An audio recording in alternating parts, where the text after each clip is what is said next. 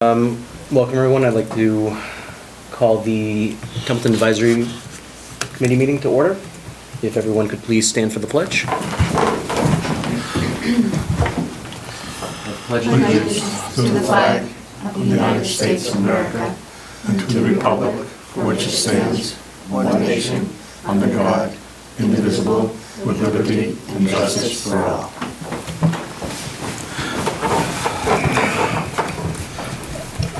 All right, excellent. So the first item for tonight is the approval of the minutes from the last meeting. So Debbie, thank you for sending those out. I don't know if everyone's had a chance to read through those. All set? Okay. Yeah. So I did take a look at those earlier today. I didn't have any questions, but comments from anyone? I'll make a motion to accept the minutes as written. Second. Okay. All right, any other discussion? All right, Bob? Yes. Dave? Yes. Amy? Yes. Will? Yes. Debbie? Yes. And yes. All right, so we have invoices here from the Association of Town Finance Committees for $180, as well as the Gardner News for $33.50. So these were passed around. Any comment on any of these items? Just on the association dues, that allows us to go to the training. It's cheaper if we do go. Yep. Whether the town pays for it or we do. And that allows us to take and end up getting additional information from the association. And that's part of the MMA. Okay. Massachusetts Municipal Association. All right, excellent, appreciate that. So, do we vote on these individually or just on the total amount? I would, well, he's got them on the same slip. I would vote individually, Yeah. and then again, well, bring it, I can make a motion if you give me that. Sure. Okay? Just remember the 50 cents at the end. Yeah. I'll make a motion to end up paying the Association of Town Finance a dues for FY '20 in the amount of $180. The Gardner News for a pre-town meeting of $33.50 for a grand total of $213.50. Thank I'll you. second that. All right. Any comments? Okay, Bob? Yes. Dave? Yes. Amy? Yes. Will?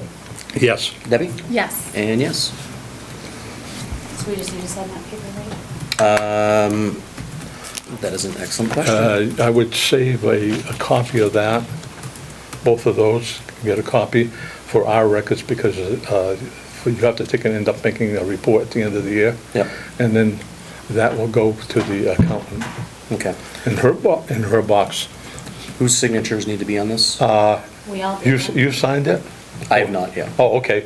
We can all sign it. All sign? I mean, it's not necessary, but there is signatures for all the members. Okay. So, As long as the chairman or vice chair signs it, it's good.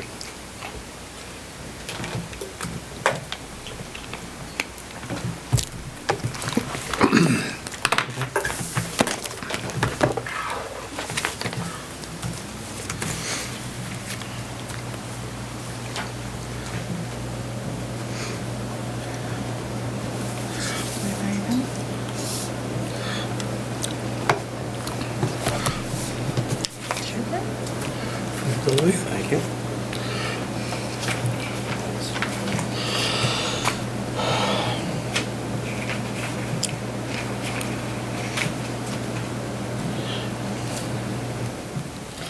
So you said it was allows us to get official information. pen, I guess. You said it allows us to get information from the Yeah, MMA, which whatever is the works. Massachusetts Municipal Association. Thank you. Perfect, thanks.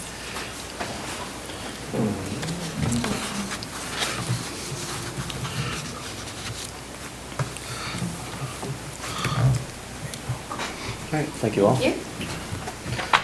All right, so the next item on the agenda is the joint school district meeting and coming to a recommendation with the committee.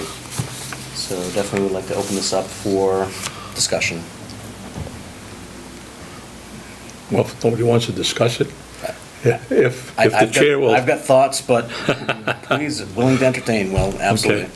If the chair will end up giving me a little attitude on what I'm Absolutely. about to say. Sure. I would appreciate it till I get to my point here. This is basically has gotten to the point where it has polarized the community as well as the two communities as to funding the additional monies for the school. One of the things that you've heard me always say that I ended up seeing what people have to say individually. I've talked to them. I've had some input from folks who are not very happy about a lot of things in the community, as well as on social media. I basically look at the social media to end up seeing what's being said, so I can end up judging what people have to say, so I can form an opinion or bring that information up to this committee so that we can end up doing doing what we're supposed to be doing. It would behold us to take and end up looking at that. There was a lot of things that I have said or committee members have said that is in social media, which I was surprised at the extent of some of the stuff. It not only went into the school, it went into a lot of aspects of town government that people are unhappy. Unfortunately, some folks said that they had sent letters to the executives in this community and had not got an answer. I'm not surprised because we are still waiting for an answer on a number of things ourselves.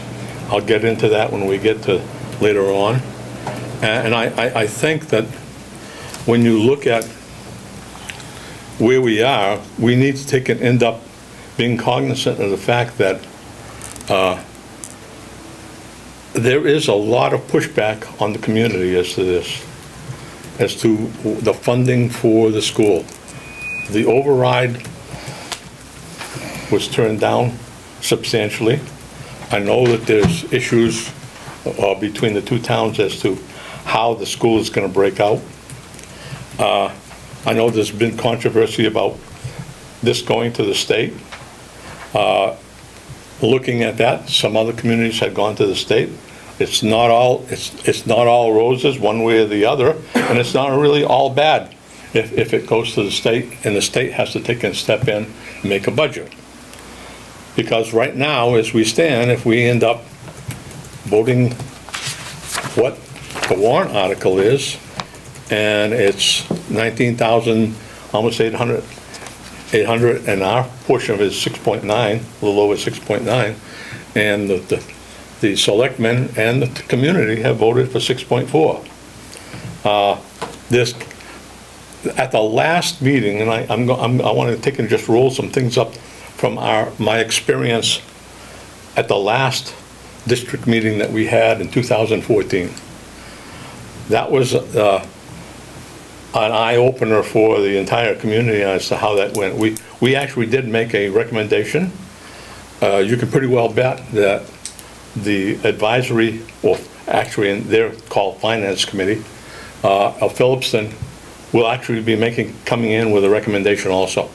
And I'm quite sure that knowing that individual, that at least he was chairman for quite a while, I've got to know the individual. You can pretty well, and he's pro-school. So I anticipate they're going to end up having a positive vote for this particular budget at the school. I mean, that does not say that we have to take and end up agreeing or disagreeing with the selectmen. I understand that they voted last night again to end up keeping the same budget number, which isn't all bad, because that is some additional monies above and beyond last year. There's been a lot of controversy about the school getting additional monies. At the last meeting, the school committee did come in, and they had one number that we were supposed to vote on. They actually had a substitute motion for a lower number, which changed the ballgame somewhat, and that did get passed at that, which forced this community to end up going for an override later on, to end up paying for that. And we had gone through a rough time in 14 that we needed to end up getting some money back because of oversight as to when you start looking at the finance team was not, it was relatively new and inexperienced, and there was a lot of information for the budget that was incorrect when we had to go through that. So there was layoffs, so that the two were incorporated later on. I believe that it was 500 or 550 that the school wanted, and it ended up to be 630,000 at the override. So if we had not done that, we'd have had additional layoffs again, or impact to the budget. We're looking at that again if the 6.9 figure goes in. That's a substantial amount of money. Now, you can agree or disagree with what the recommendations are that have been presented by the administrator. I tend to think that there's additional opportunities. I've mentioned some. There was some discussion, and he did roll up some stuff. But there's additional, I think there's additional possibilities if we are forced into that. I don't want to see us be forced into that. I really don't. I think the budgets overall, if we start looking at that, there was opportunities to have a smaller budget for the community anyway, and probably give the school a little bit more.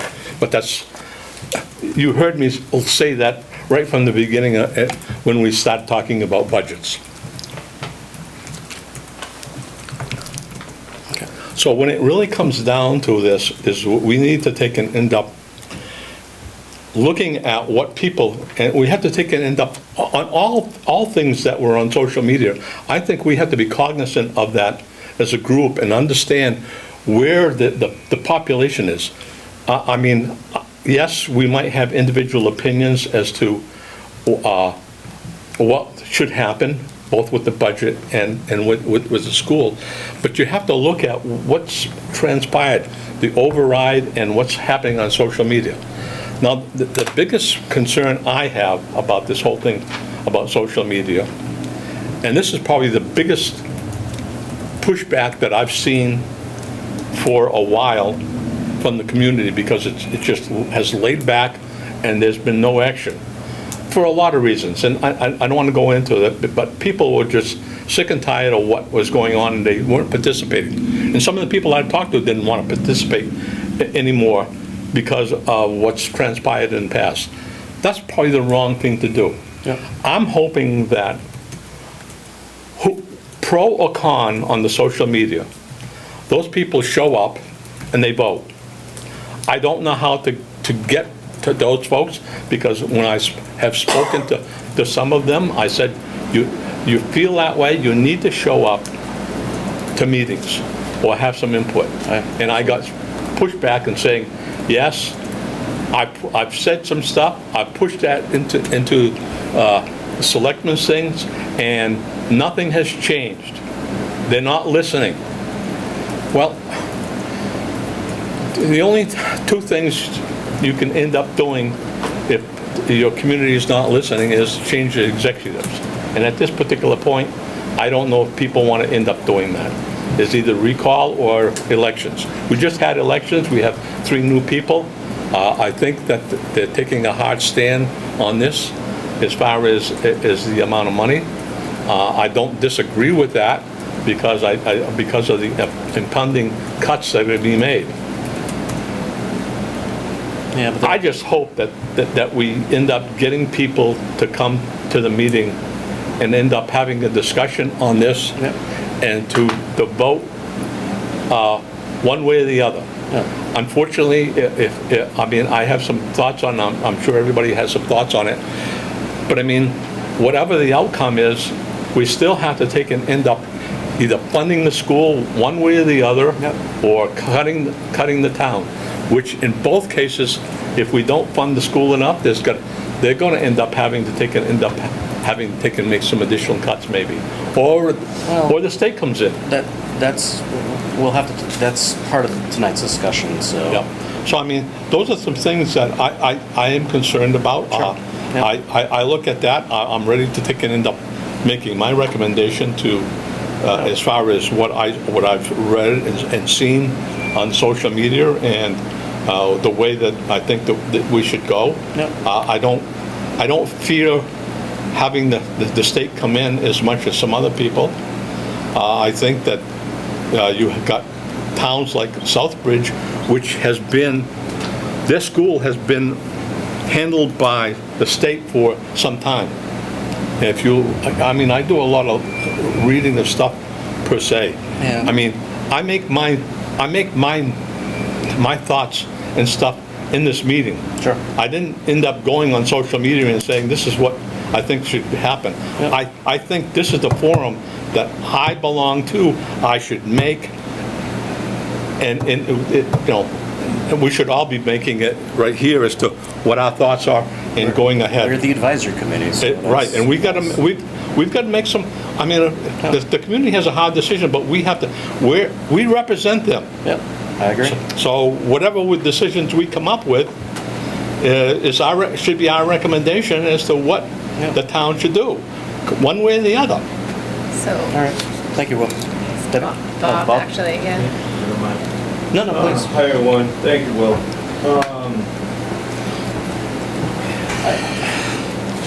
This brings up a whole slew of issues for me, but simply looking at this, whether you're pro-school or you're against the school, it shouldn't even matter with this vote, as far as I'm concerned.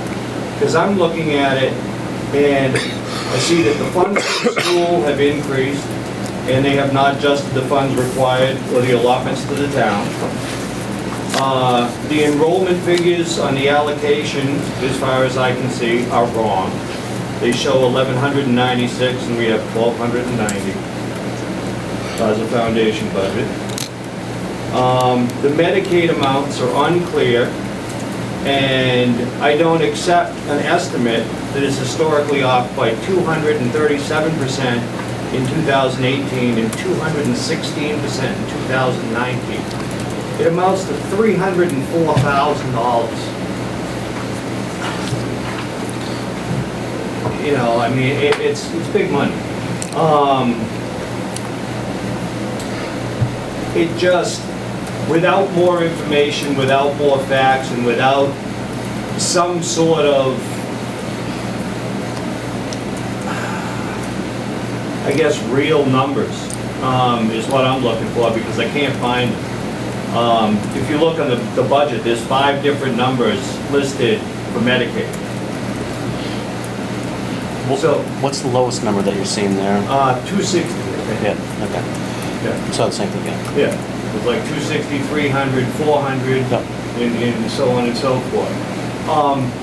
We're sitting here, and I know, Carter's been put in a position where he needs to look at our town budget and start cutting, because of the ramifications of this budget.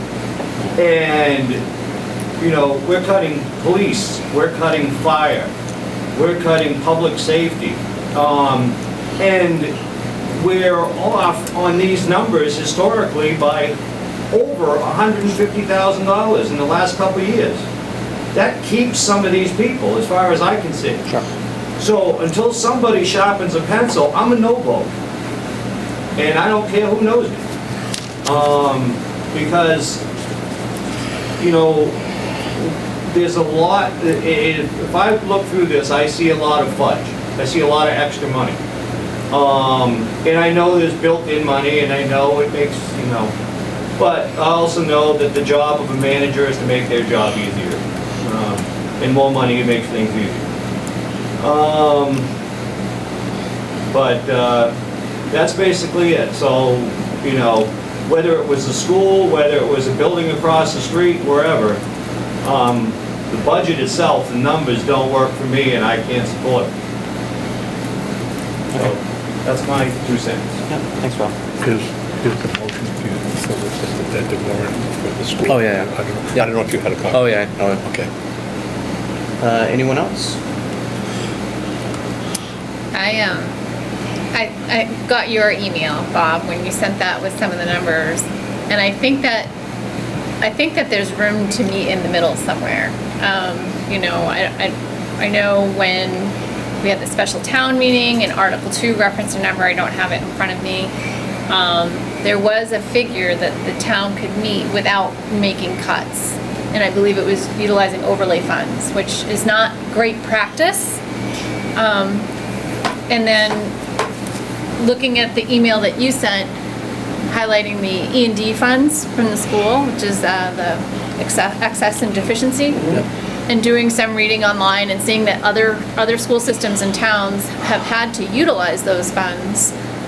Again, they talk about it's not really great practice. Those funds are there for emergencies.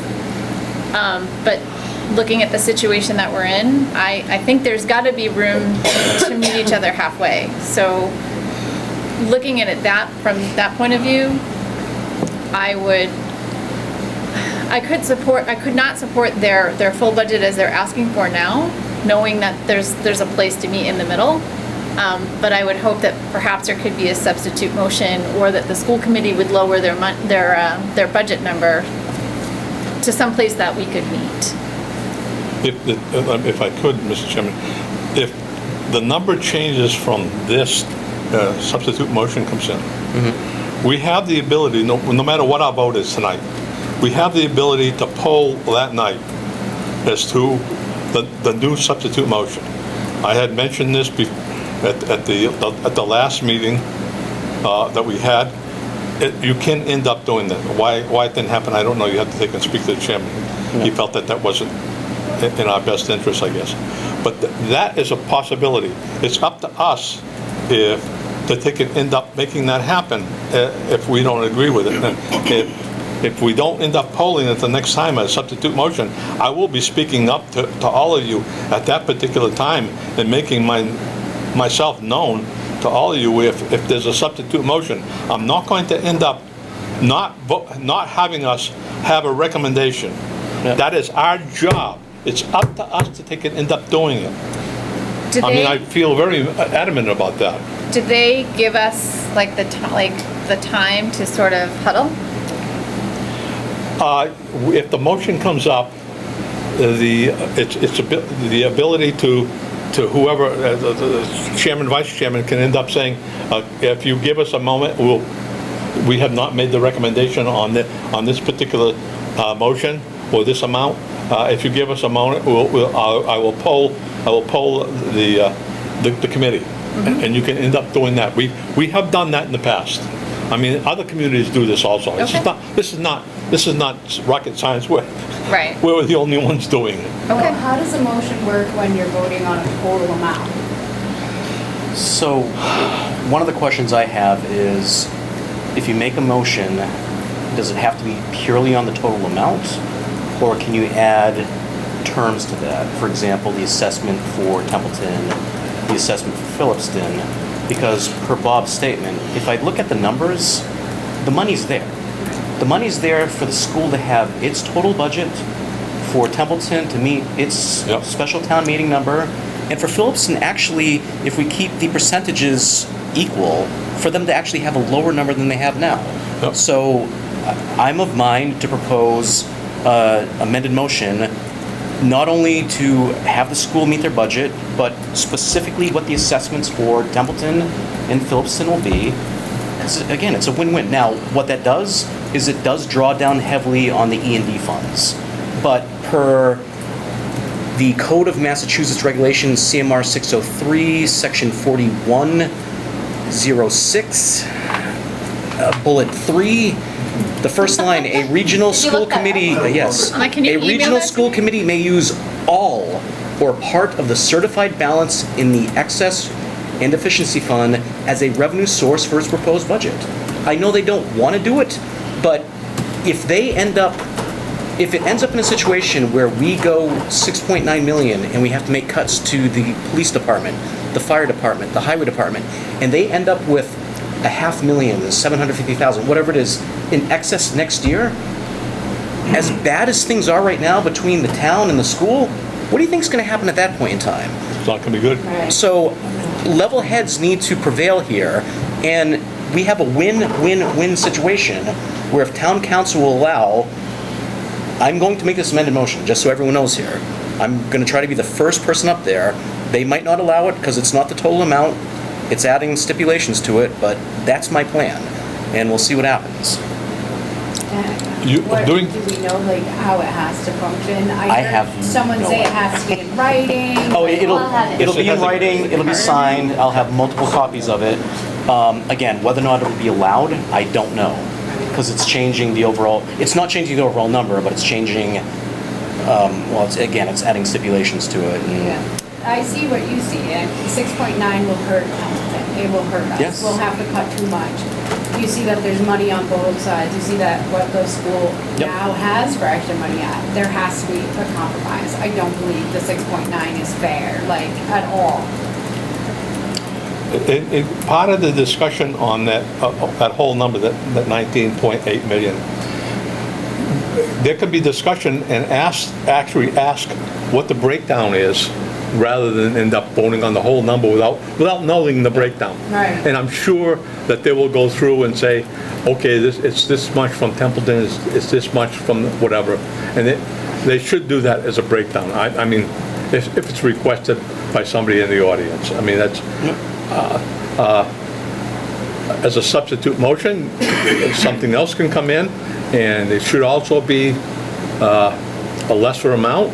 You might want to end up, if you do that, Mr. Vice Chair, you would, as an individual, you would end up probably having to take and break down as to how much money how much money you want us to pay. You could end up. I've got a spreadsheet of everything broken. I'm down. sure you do. Any monetary question anyone wants to ask about the breakdown, Yeah.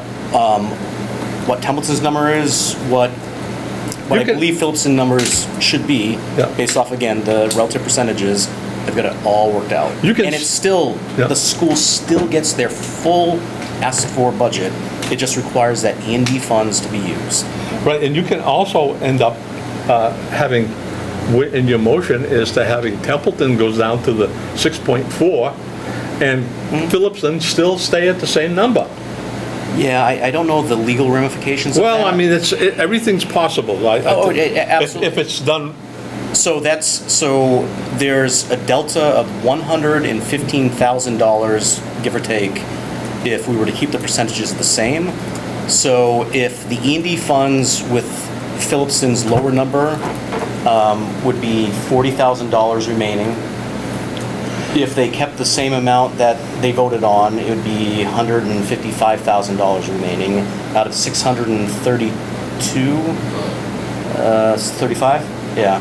So, again, it's not a huge amount of money, but we're in a very precarious situation right now. Right. So, I'm hoping level heads prevail here. I'm sure that they can end up tapping their E&D and still having money in the E&D by lowering it. Well, again, even if Phillipson comes down Yep. to so they would go from $1,654,937 to $1,539,351.50 for a decrease in $115,585.50, which would still leave the E&D fund at $40,527.50. So, again, I know that's not a huge amount of money, but it would put everyone, Last one. Do we know? In Until 2014. stayed the same and we went down? that would be question for someone else. I do not know the Does answer to anyone that. know what happened with the last joint meeting when the numbers went down? Phillipson keep their amount and? Or did they go No. down Oh, no, this tax Phillipson rate? kept their amount. Well, Phillipson's kept their amount. They can come up with the monies and make, we had to go for an override after that meeting.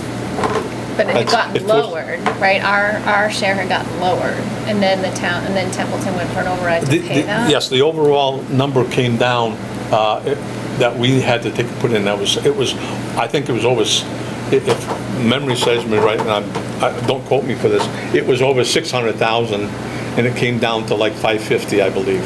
So there was somewhere in the vicinity of 100,000, I believe, give or take. I don't know the actual number, but Yeah. it did come down substantially, at least 10%. And Phillipston stayed the same? Yes.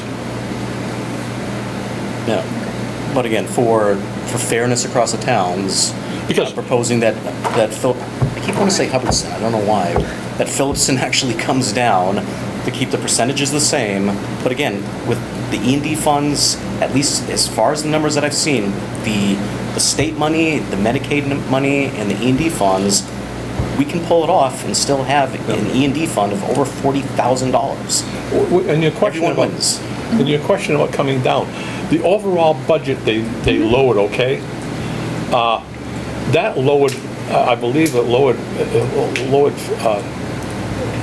both of ours, but we had still not had, it didn't pass, so Right. we really needed to come up with the money. Okay. Whatever the money was, Phillipston had already approved, and that lowered it.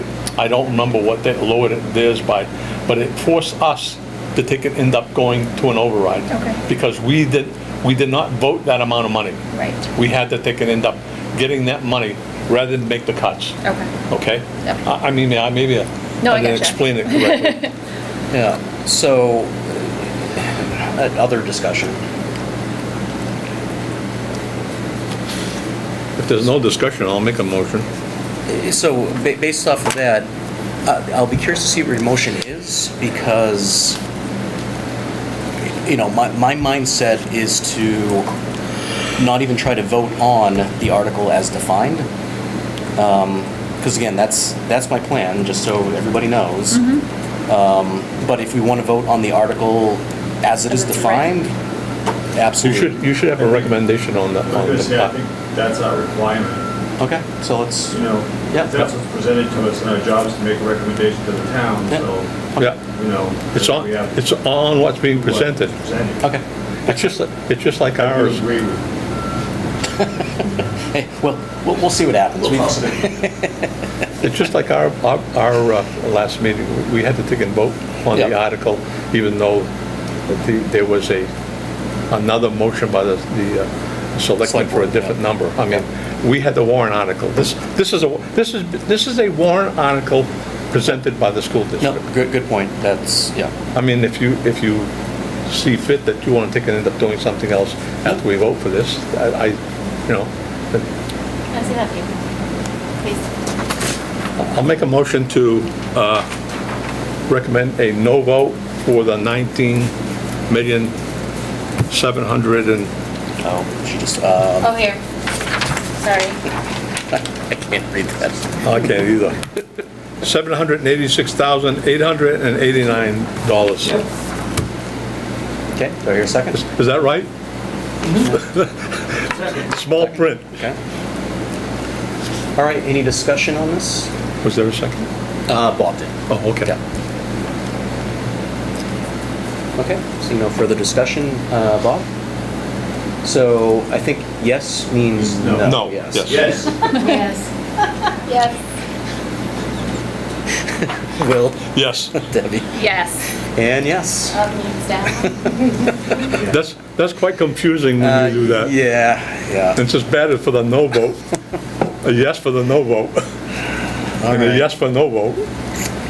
So that is unanimous, a no vote for that budget. Okay. All right, next item. Oh, Carter. May I present some information from the select board's Yes, meeting of please. last night and correct some misinformation that has been Yeah. spoken to, please? Sure, please. Thank you. First, I would like you to correct some misinformation and let you know that the vote of the Select Board last evening was 4-0 to propose an amendment at $19.5 million. Okay. 19.496 and some short changes, the right in the middle. It was thought that 19.5 was just a lot easier to speak to, and just that number will avoid all of the cuts to public safety and highway. It will still require that we cut where we were in May, reduce, we're not taking money from overlay. I want to try to correct that as well. It's a reduction in what we would contribute. We're not withdrawing cash that's there. And to try to give you some level of comfort, new growth is substantially above where we thought it was going to be, almost double. So we will be able to use that delta to bring that overlay right back up. And that's why we've designed the overlay the way we have. Building a budget at 2.5 gives us a safety valve to go down if we run into a problem. And then we use any increases in state aid or new growth to bring it back up. So that's why we've designed that safety valve. So the Select Board was at $19.5 million, and that is going to be their amendment. And I would hope that you would defer to them and allow them to make that amendment first. I would like to touch upon quickly some procedural issues. First, Town Council will not be present. It is a district meeting. District Council will be there, and he will be giving them their advice. He is the one who gave them the advice that they needed to put the total budget. And I believe he will advise the moderator to rule out of order anything that is other than the total number. With respect to the suggestion that maybe Phillipston stays where it is, this is a fixed formula. You pay your minimum, you pay your transportation, and then the delta, the difference, is spread on the percentage of students as of October 1 of the year preceding. Isn't it up to them also? Because one year they ended up, had a figure, and Phillipston actually paid more than their Phillipston chose to pay an additional amount because the number of students that were going to be in a class in Phillipston exceeded an amount that they thought was best for their children. And they got together with the school district and isolated that number, and they paid that number, if you will, as a contribution, as an additional assessment, so that the district would, using those dollars, would hire a teacher so they could reduce their student population. Other than special events like that, which are extremely rare across the Commonwealth, there are two methods of funding school districts. There's the formulaic method that can go into the district agreement and was actually recreated in 1993 with ed reform, so-called ed reform. And there is an alternative method, but it must be readopted each and every year. Certainly it's something that could be talked about. Finally, I would like to speak to the E&D. If there is pressure to increase the E&D, please remember that every dollar of E&D that's used has to be there again next year. Otherwise, the budget assessments to us all are automatically going up by that delta again. So they were going to apply, I think, 386 or 400,000 of E&D initially. Jeff, does that sound about right? And they tweaked that to 500. Well, if they don't have 500 next year, and they only have 386, there is $114,000 that's flowing out to the communities to be assessed automatically. It's sort of like taking out a mortgage because you got a lot of overtime and you plan to use the overtime to pay your mortgage, and then your boss says, oh, by the way, we're working 40 hours a week from here on in, that's it. We're not getting any more overtime. So that is a very important thing to just remember about E&D. So the 19.5 is the number that the select board unanimously adopted. And they thought that that made some sense because there was that nice, perfect split down the middle, wisdom of Solomon. And it was a even number instead of $19,496,611. And it is also the number at which none of the cuts to public safety which have already started to happen, have to happen. I just bring you that information so that you'll have that available for your consideration. Carter, could I ask you a question while you're standing here about, sorry, do you have a hard time hearing me? No, I just okay. want to lean over to the institutional knowledge guy in case Okay. in case I need that. No, I was just wondering, when you said about the E&D funds, you're talking about that, you said if, with the 500,000 that they planned on spending this year, if they don't have that next year, there's some problem? Yeah. Because the only reason I asked, because I'm looking at 2016 to 17. So let's try to keep it simple. Let's say that they had a They did it. $19 million budget. Yeah. But if you squeeze the budget down and you take away all the running room, the likelihood of recreating that is difficult. The other thing you have to remember, if one student who is in institutionalized care on an IEP enters your school district, you will pay approximately $125,000 at a lower cost school. If they're at a higher cost school, and when you reduce the E&D, you reduce their ability to respond to that kind of thing as well. So it is a roll of the dice. Once you start using free cash or you start using E&D, how confident are you it's always going to be there year after year after year? Do you know the regulation on that? Do you know the regulation or citation or whatever for the E&D and their, having to be more than it the next year? It's just simple math. That's a revenue structure that they've applied, E&D. If that E&D isn't there next year and their budgets, let's keep this simple. A 19.5 million budget, 500,000 E&D. Next year, 19.5 million, 0 E&D. Your assessments are going up $500,000 even though nothing else has changed. Because it is an excess, it's not a revenue. Because it's not a sustainable revenue, it's a one-time. Okay. It happens every year, but it nonetheless is one time.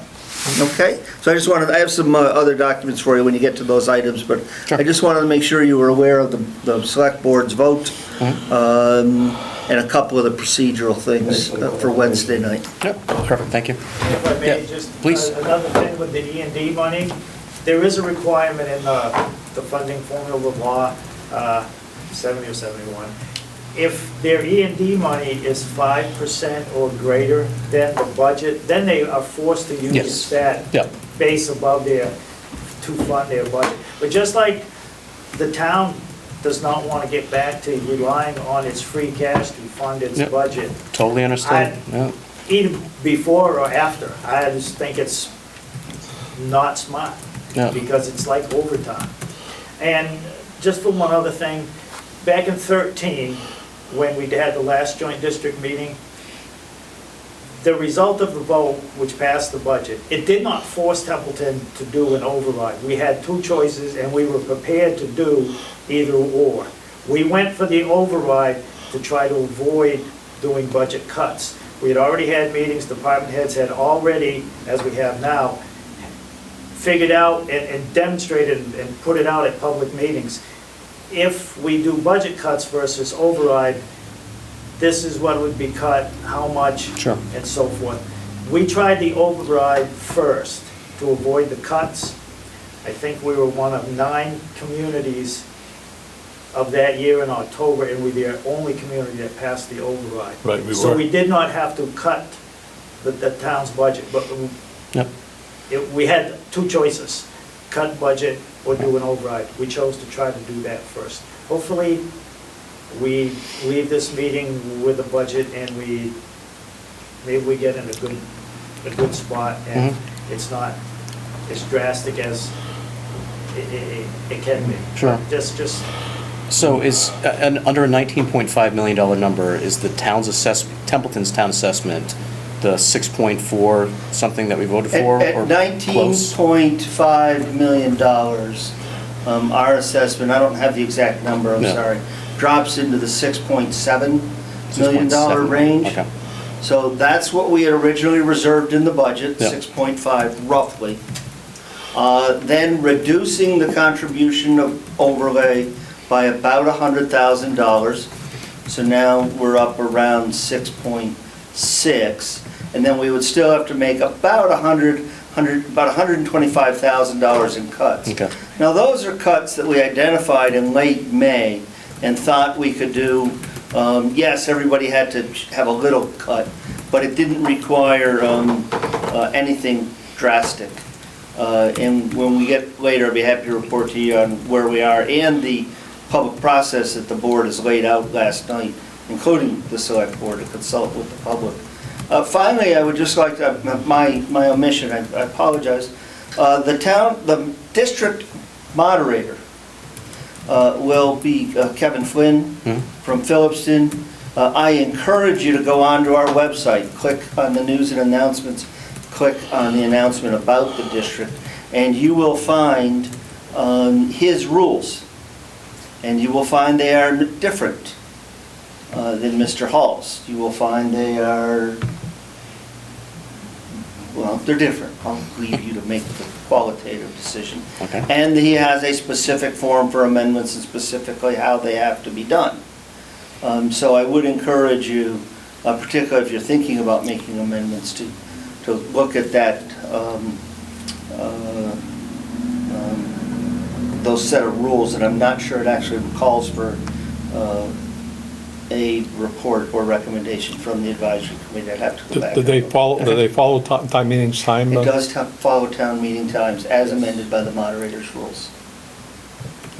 Okay, appreciate A it. couple other things that you haven't touched on, Carter, and correct me if I'm wrong, but the setup for that meeting will be the same as the last time, when the school committee will be on stage as well as both Board of Selectmen, and the advisory committee would be down on the floor. the finance was going to be down on the floor. Right. The last time we were on when you look at coming in the door, we were on the left-hand side. I don't know how it's going to be set up this time, and I'm sure that they're going to end up having their people coming in to vote going to be coming into one door or the other. Just, I don't know what door we're coming in the same door, I imagine. How it's, The clerks are working on that. yeah. So they were pretty, at the meeting where we decided this stuff, the moderator and all, which is different from the last meeting, joint district meeting, but the town clerks were pretty much on sync, and Yep. the poll workers, and they'll have people there. They were talking about having Yep. volunteers, some, these people going in from this town go here, this people go here. Yep. They prepared for an overflow into cafeteria, gym. Yep, they did the last And time. all of that stuff. So, but the town clerks, they seem to be pretty much in sync and on top of all that, Yep. so. There's been some talk, and I'm not sure if it'll happen. It all depends on accepting emotions for a paper ballot. And I know that I watched that meeting, and it didn't seem like either town clerk was happy with having a paper ballot, but that's a possibility. It's a motion, a second, majority vote, it happens. I hope they're prepared. Well, it happens in Phillipston, it's been motioned at Templeton town meetings, but I don't call it ever. Well, I can't. But it does, they have used Yep. it in Phillipston, and they're prepared for that, but it just adds, you gotta count all that stuff, and if there's another vote, another motion, But they were prepared for that in case the Yep. meeting votes to do it. And how the clerks intend to run paper ballot voting, should it be determined that will be used.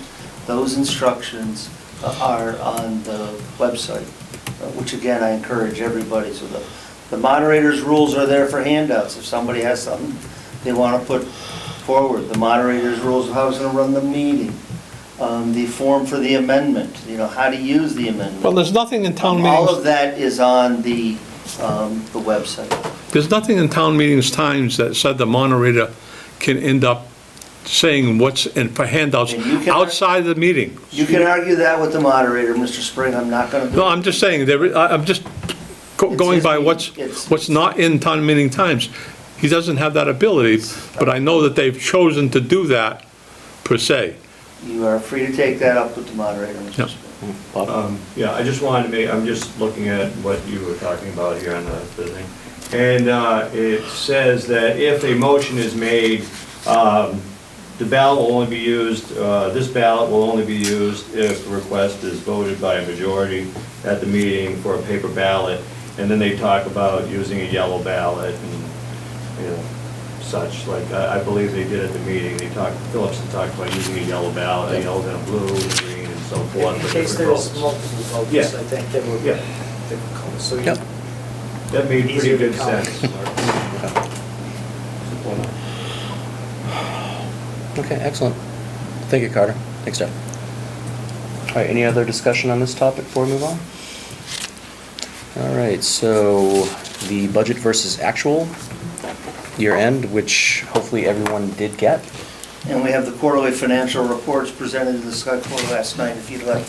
I have some, I know that the chairman went out and asked for 16, 17, and 18. Did anybody open those up? I tried opening them up, and all I got was garbage. It didn't, there was nothing there. Oh, yeah. I did my research, and yeah, that's exactly what I had. You don't have anything. I did my research, and going back, and I did pull 16, 17, and I had a hard time finding 18. Doing some additional research, I found that we had asked for it. Mr. Fortis was here. He put an email out. We never received the end, but the the financial statement for 18 is on the website. I did pull that. I mean, even though we didn't get a copy of the end of the year for 18, there is the financials for 18 are there, along with 19, 16 and stuff. When looking at that, I had some concerns. And overall, as to the overall, how we receive these. I ended up doing some additional research and going back to 2017, Mr. Paul Grubb, who is a member of the advisory, made a presentation to the select board. And let me just read a few things about, he recommended electronic versions of the BVA to the advisory committee, according to predetermined schedule. TAC recommends 2 weeks prior to the 2 weeks for the prior month. So in other words, you go into 1 month. We haven't really been getting that per se. The other thing was, for any other thing is 5 business days upon requesting additional information. We never got the select board, even though we made that presentation. I mean, we tried working with them. People say, hey, you guys aren't trying to work with them. You always have negative stuff to say. Hey, folks, we had presentations. This is only one of the presentations made by the advisory committee on that. And we tried to take and point out a couple of things as to what we're supposed to end up doing. And the bylaw basically is very clear. If we ask for stuff, we should be getting it. And we should be consistently getting the BVA on a regular basis at a timely time, instead of sometimes we get it here, sometimes we get it there. I went back and I looked at all of those months, 16, and there were some times that we made it, and sometimes we didn't. I mean, I got all of I could send everybody all of this, but I mean, I didn't want to do it. I pull all of this, and my concern is that we're not consistent on getting this thing on a regular basis. In fact, for 19, I found it really odd, because we did get a BVA on 7/11. We also got one dated the 15th, which was, we just received it. If you look at the financial statement that was done, the BVA that was presented to the selectmen is on the 14th. I mean, the BVA is the BVA. The date should all be the same. It shouldn't be different for different presentations or whatever. And I give that to feedback to the administration here, that we need to have some consistencies. We asked for it, we haven't got it. And this is in 2017. I mean, that's part of the documentation that should be in your files, whether it be hard copy or electronically. I mean, I pull this up looking at all my files. I mean, this is how you end up getting misinformation. Besides, I ended up seeing, and I just want to take and just brush on social media, I had part of the administration say, there's misinformation as to what's going on. And then they turn around, that individual turned around and gave out misinformation at two times. Right. I mean, you don't do that. You don't criticize something for misinformation and turn around and do the same thing. I mean, the message has to be the same. When I end up making criticisms, I've always had something to take and end up saying, why don't we do this or do that? And it's been documented, per se. The scheduling of the BVA is certainly something that we can talk about.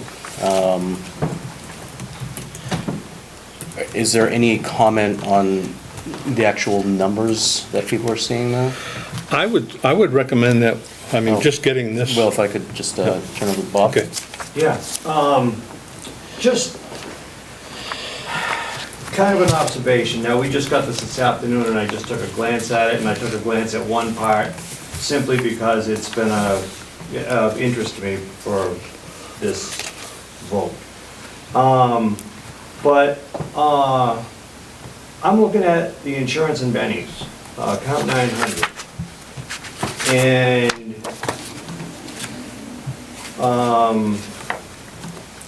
you know, so I just looked and I see that, you know, we have a significant amount of excess cash this year in that account. It's like 11% of the overall amount, and it was 11% last year. And the plans, or the layout here in the budget book, it states that 3% increase is projected this year, or is planned this year, or is presented this year. But that 3% increase is over a number that we were $200,000 off on last year. You know, it's off the number that we ended up with 10% left over after. So literally this year, if we went off 3% off of last year's spent number is $21,73,361, and we're paying $24,21,616. That's $304,000. You know, it says we're going 3% above, which it is 3% above last year's projected budget, but it's actually 14.45% above the expended money. Again, I just say this because I was looking at where's the money for the budget, and I'm seeing money. I don't know. But then that brought me to what I'll say is the problem for this particular BB&A.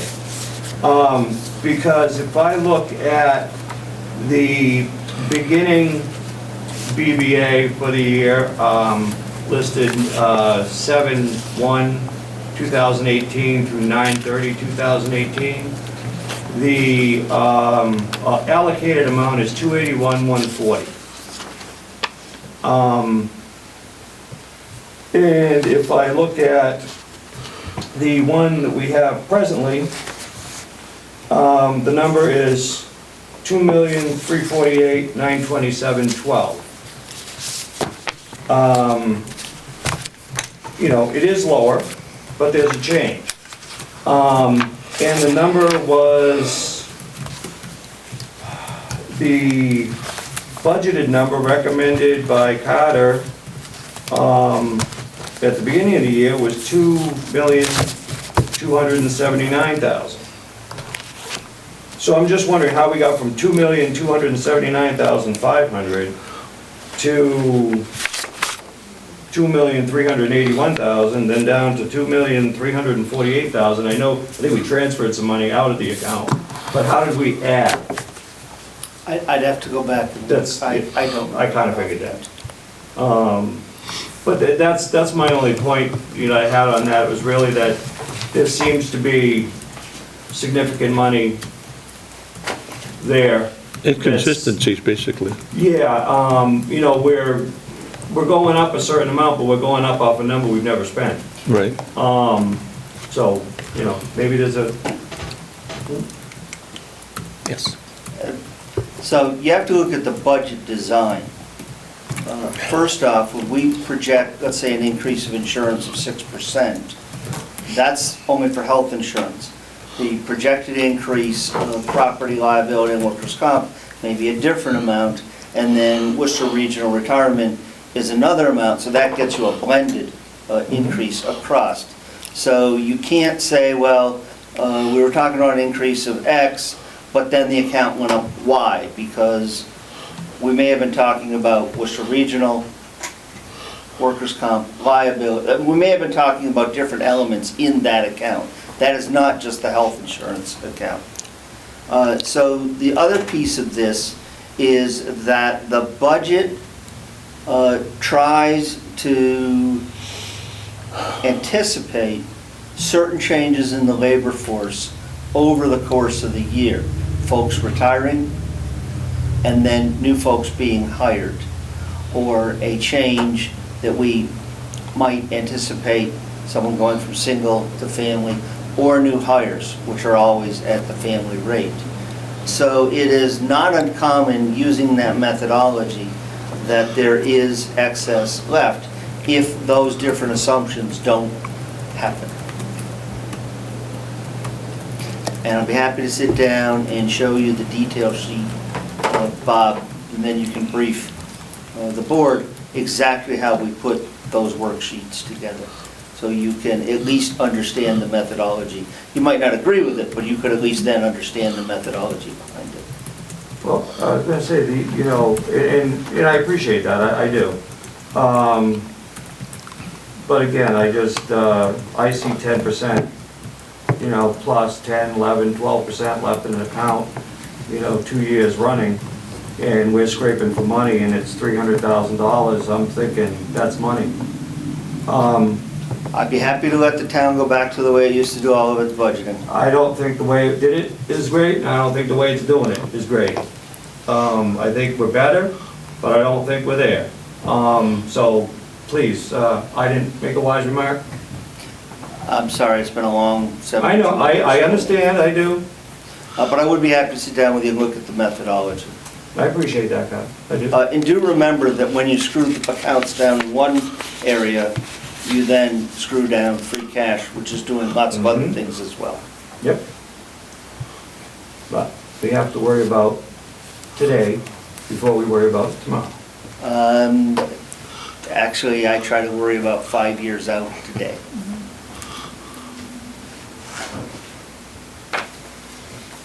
I will commit to this board that it will have its budget versus actual by the 15th of every month. I will not commit that they'll always be the same day, because it doesn't always fall the same way. Sure. Well, basically, what we had recommended is within the first 2 weeks, which is the first 15 days, basically. 15th of the month, I will Yes. commit that Yeah. to this board here tonight. One other question, please, if I might. Yeah, please. Did we get a cash level, cash on hand? You have the treasurer's statements as part of the quarterlies, which I'd be happy to share with you. Okay, And I I just didn't believe see that any, it was in the, that was in the year end last year, and I just didn't see it in this, any of the Yeah. paperwork I got from Gail. I just would like to compare. Sure.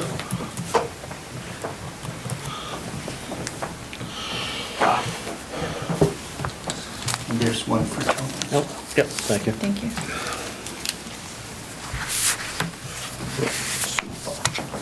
Thank you. Yep. You might want to pass on it as missing, I guess. I don't know if it's, you know, in a digital format, she said. It should be out there, that's what was handed out last night. If you have any questions, just let us know. All right, that's...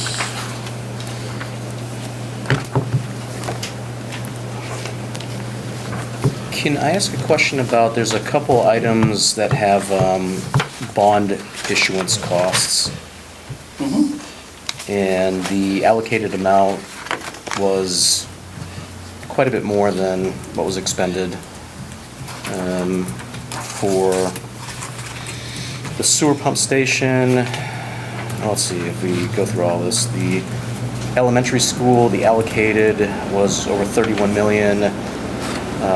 Expended was only 26, so ending was over 5 million for the sewer pump station and the police station, similar things. And again, it's just a question. I don't know what those Can I borrow are. one of those back from you for a moment? Oh, yeah, please. Tony's? Yeah. You can take that one. I'm just curious as to how, just in my mind, an issuance cost would be something that would be like known for the year. And again, maybe I'm missing something. Yeah. I don't know if they're not fixed rate or whatever. It just, They are not. So, Okay, well, that would explain The it. way that this works, for those of you who are old enough to remember that when you went and made a new deposit at the bank, they would give you a toaster or a blanket or something else. yeah, it might have gotten something like that back in the day, yeah. So it sounds counterintuitive, but when we put these out to bid, the bonding entities, the banks, the private lenders, say to us, okay, you want to borrow $3 million, and we're going to do that for 2.75% interest. And we will pay you $80,000 as a premium, your gift, for you to take the loan from us. Okay. We never know what that's going to be. We then first use those proceeds to pay off all of our issuance costs. So what you're seeing here is generally is a net. Yep. So we Yeah, pay it always, for yeah. bond counsel, Yep. everybody else. And that always is a different number. Yep. Depends upon the size, depends upon the complexity, Yep. depends upon how many hours go into Yep. it. And they can occur with every single issuance. So for instance, we had a bond anticipation note for the police department, then we went permanent. So we got bond premium each time we went back out. And we had issuance costs each time we went back out. The remainder of the bond premium at the end, and this is where it gets a little sticky, we have to resize any bond. So if we say, using simple numbers, we want a bond of $10 million, it's permanent, this is our last bond. We have $75,000 in premium left. and they say to us, we'll pay you $200,000 in premium to borrow from us, and it never works out perfectly. When we go to that, at the last minute, when we go to close that loan, we're supposed to say, okay, take the 200 off the 10 million and take the 75,000 we'll pay you off that. And so we're borrowing 10 million, but we're using these bond premiums to buy it down. So we're really borrowing 9,725,000. So those numbers are always going to be different. So these net positives that we're Hopefully I'm getting to seeing. your question. Well, no, you're, absolutely. So you're correct. I'm definitely seeing net positives, which is good. But what does that mean? Is that real money or? It's real money. So where does that go at the end of the year? It goes nowhere at the end of the year except to buy down the bond. So you pay that back to the bond itself? You buy down the size of the bond, that's right. So, Every year. You buy it down once. Once. So if you have Okay. $75,000 left, you've issued several bond anticipation notes. You have $75,000 left at the end of that process. Then you say, okay, I want to pay off all my bond anticipation note with one final general obligation bond. yeah. And that bank says, okay, I'll give you a bond premium of $200,000. So now you're borrowing 10 million, and I'm keeping the math, trying to keep the math just Sure. clean here. Yep. You have $275,000 in cash from bond premiums. You have to throw a flag on the play, if you will.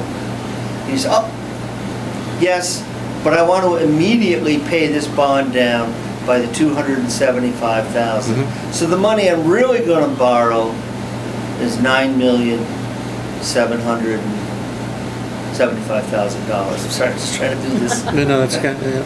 10 in my million head minus here. 200. You don't get to keep it, you don't get to use it for anything. There are statutes under which you can do that, Yeah. but this town has chosen to use the bond premiums to buy down the bond at the time of final issuance. So And it makes the math messy at the closing. well, yeah, and I might be incorrect, but I think we've been trying to track the outstanding debt of the town. Well, and I saw a spreadsheet that, tracked the years of, what year different, That was an old sheet. that was an old one, correct? Yeah, I don't know if they but- generate those There anymore. was a dead sheet, Yeah, 2016. Yeah. That was an old. yeah, And but this, I told Tony we'll get a new one generated in the yeah, next couple of but weeks. this would play into that, correct? No? No. No. The bond lead schedule Because basically. the bond That's, okay, that's a different. premium will already have reduced Right. the amount of the Right. bond Well, that you borrow. right, but that was my question. So is it possible to see that aspect of it? Not really, not unless you track it this way. It's And it's too even if you difficult to get. authorize a $10 million bond, and we only borrow 9 million, you're gonna see on the sheet, authorized 10, Yeah. borrowed 9, unauthorized, or authorized but unissued $1 million. Yeah. Just And- because you authorize 10 doesn't mean. Oh, sure. We borrow But 10, this is the only way that's tracked right now. basically. Okay. That was pretty Because much, once- that was fundamentally my question. So, Once yeah. we've used the premium to buy the bond down, it's meaningless to us. It doesn't have any impact. Understood. Yes. Well, if people are following the money, yes. But my concern is that, never mind. In terms of management decisions, in terms of the financials, once the bond premium has been Yeah. used to pay the issuance costs or to buy the bond down at the time of final closing, it really is immaterial to us. Yeah. We close that year, the auditors sign off, and Yeah. truthfully, As long as things are being tracked well, I we completely never agree. look back. Yeah, no, got it. Got it. Okay. No, I appreciate that. That's very helpful For information. this BVA, I would like to recommend the table that till the next meeting because we're getting it at this particular time. We haven't dug into it per se. Okay.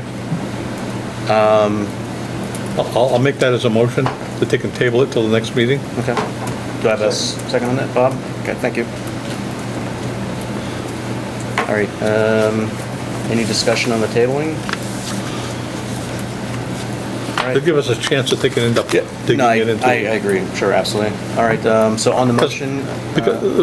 As far as discussion, let me just, Sure. Yeah. I think Tony's idea was to take a look at 16, 17, 18, Yep, and 19, and make comparisons for the end of the year on the actual amount of money that they can do some tracking there. I mean, I'm only assuming, I haven't had. I think you're correct, yeah. Right, so, those are available, if he hasn't got them per se, and because we have gotten gibberish basically, I have those. If you speak with him and he needs those, I can send him what we have already received over the years. Okay. I mean, I pull those out, I spent some time for Okay, that. yep, I Okay? appreciate that. Okay, excellent. All right then, so on the motion, Bob? Yes. Kate? Yes. Amy? Yes. Will? Yes. Debbie? Yes. And yes.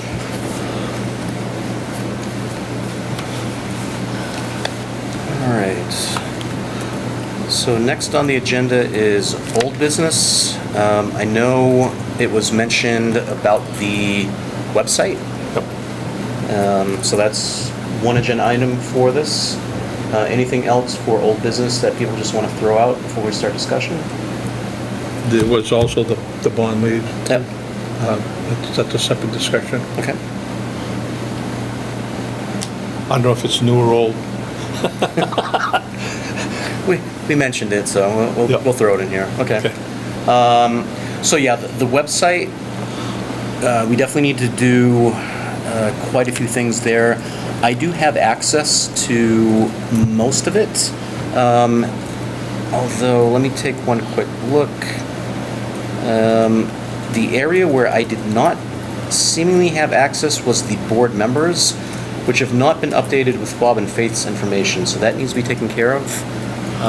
You should have I'll have to check access. with Holly on Tuesday, if you could kindly send me a Sure. email reminder, because if you have access to the I page, did. you should have access to all of it. So I have- I'm a little confused, but let me get that sorted. So, and maybe I can just come down and work with her real quick on That it? would- Yeah. Give her a call ahead of time. Yeah, it shouldn't take more than a couple But minutes. if you've got access to that page, that should have given you access to everything on that. If you look at that page in edit mode, it's really weird because everything on it is editable. The board member section isn't even visible to me. So I'm like, I'm not quite sure what to do with this, but we'll take care of it. If you could reach so. out to Holly, Yeah, she'll give you- absolutely, yeah. She'll give you a little primer on it. Sure. Now, the other aspect that we talked about is we have a multitude of meeting minutes that we really need to start archiving on the website. In order to do so, what I think we should, well, I'll take suggestions, but Shouldn't they go on the other website? I mean, they might need to go more than one place, but they should be on our, it's our. I don't disagree with Yeah. that. You can put them on the website too. Just for the sake of where most of them go is on the website that the town clerk has. I can't recall the name of it. Oh, the My Town Government. My Town Government, Yeah. thank you. Yeah. And it's been a couple of years since those have been updated, and they should be. Yep. It's a requirement that they can end up having those, posted so that the town clerk has those. Yep. That's her access to any of the meeting minutes. Sure. So I think what we can do, first of all, I will take all the meeting minutes that I have. I will convert those to PDFs, which I think is probably the appropriate format. It's pretty much the de facto format for sharing content. And then from a foldering structure, what I'm thinking is having a minutes link, if it's possible. I haven't checked into it, but a minutes link with sublinks that are the respective years, 2019, 18, whatever we have, and then months underneath that. Well, if I may, I tried. Oh, yeah, no, if you I tried gotta- to convince the clerk to convert to having the minutes and the agendas on the town site, if you will. Yep. Because there are so few people that use My Town gov, and I have some concerns that at some point, that very public-spirited person might no longer have the same spirit they had at one point in time. Sure. I think there's less than 19 of us across the Commonwealth that use it. She, however, is very committed to staying with the MyTown Gov for all kinds of reasons. Okay. So a decision was made that all agendas and minutes will be posted to MyTown Gov. I think it is primarily driven by the fact that the MyTown Gov site has some built-in protections against anyone posting a meeting outside of the legal Sure. That's correct. Yep. 48 hours. Yep. And so it's a pretty good fail-safe. If you try to post a meeting in the 47th hour and 30 minutes as required by law, it won't let you post No, it won't. Period, end of story. Yeah. And it does some other things for her, and that's where she goes to pull everything off.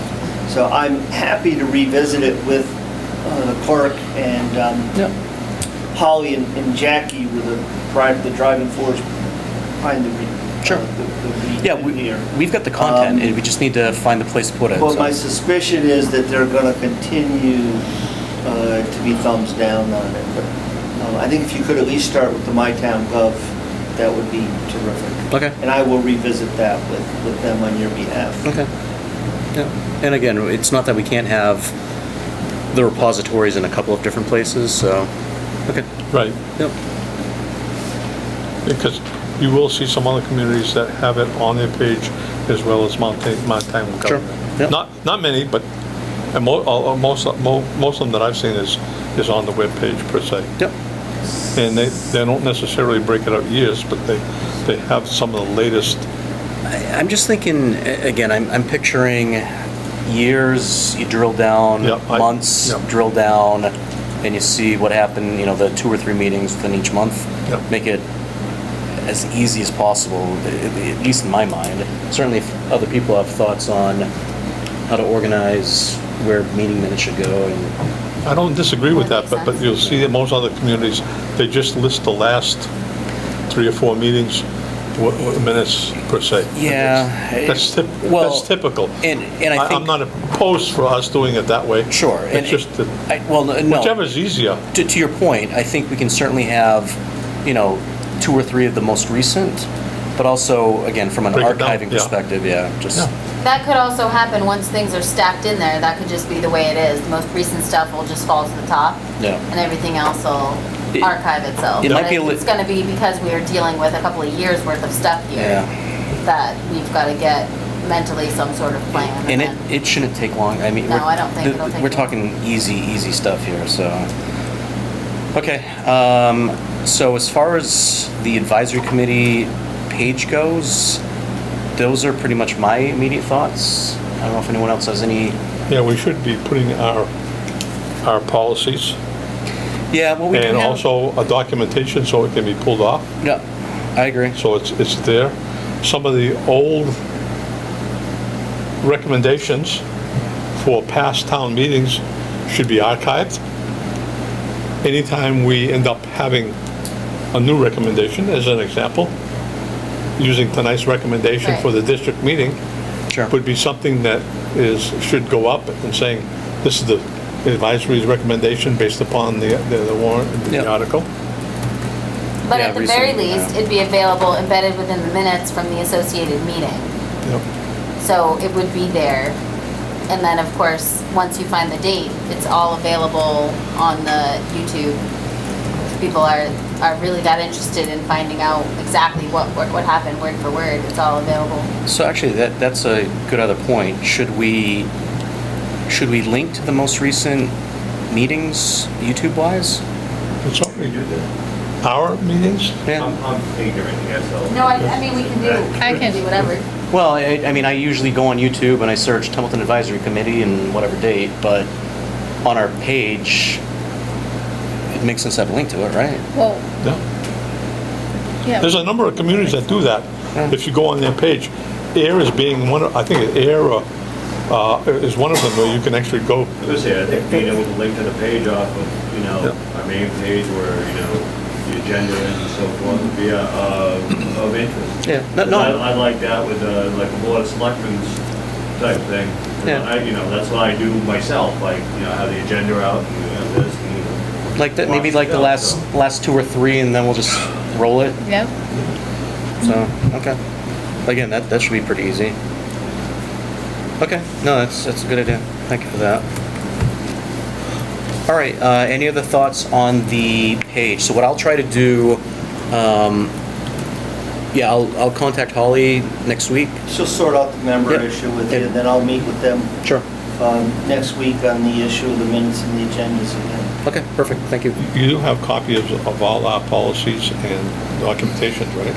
I believe We have them all so. electronically, If well. Yeah. if you don't have them, I do have copies. Yeah, but yeah, it needs to be, again, it just needs to be cleaned up a little bit, Yep, so. yep. I don't disagree with that. Yeah. Yeah, the advisory board recommendation to select board fiscal year 14 probably doesn't need to be the top link in No. the page, so. I don't know what you're talking about.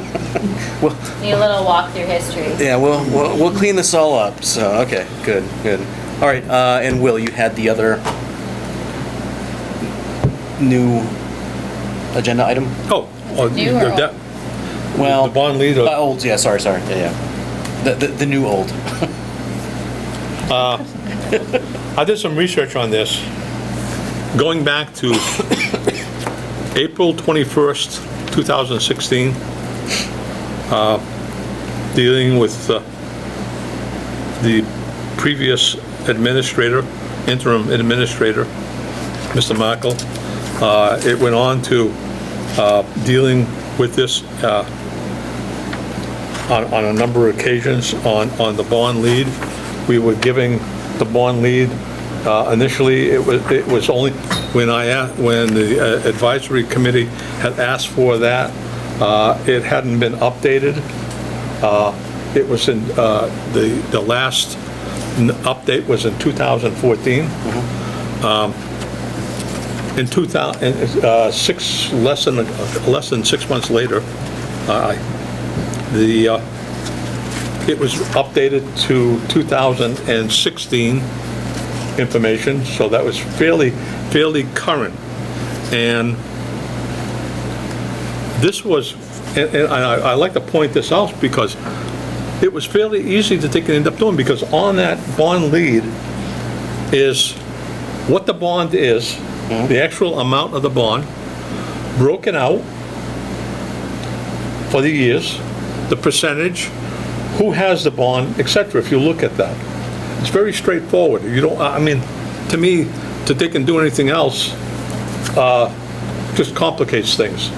I mean, this was done a number of years ago, so it's very, very simple for us to look at that. The person that updated it was an individual that no longer works for us as the treasurer collector because of the lack of ability to take and end up doing the entire job. So it couldn't have been that difficult to update that bond lead. I'm not going to go into who the individual was, but that's, and then, and later later in the year, it was actually updated October 17th of 2016, and the present administrator, who still had that individual that was there, gave us the one that we have updated to 16. And there was a lot of discussion back and forth about this. I have all the emails going way back then.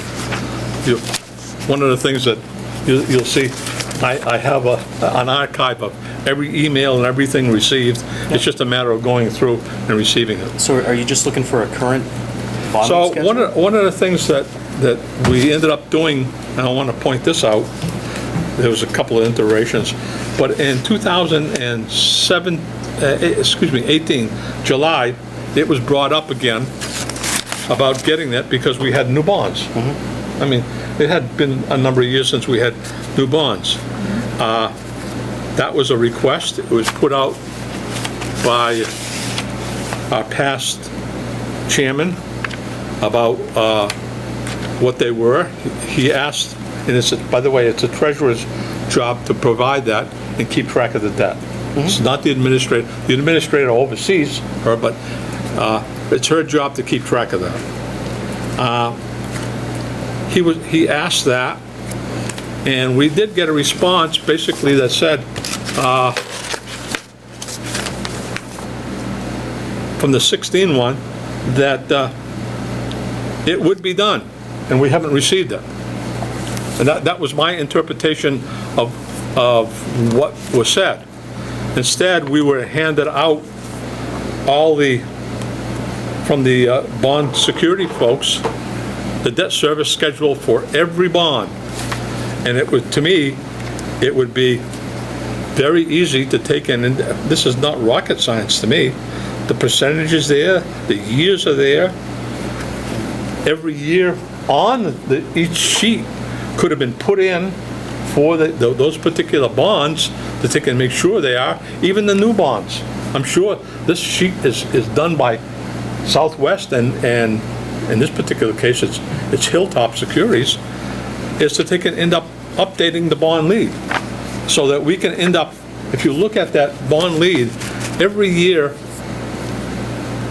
you can end up going down the column, whatever the year is, and I think the last year was 17, you can actually go down and add them all up and see what the number is that's going to be put on the town budget. Yeah. I mean, it's all there. And it puts it out for years to come. So you can actually, if another bond is done, you put it on, you can go to the next year or whatever, and actually project what you're going to end up having for debt.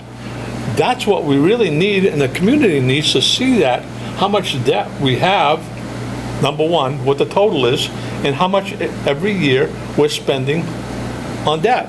I mean, that's something that we should be looking at, not necessarily the community. So, I mean, it's there, it's not rocket science per se, but we really need that, and I think that needs to be done and updated. It's been too long since we have had that updated.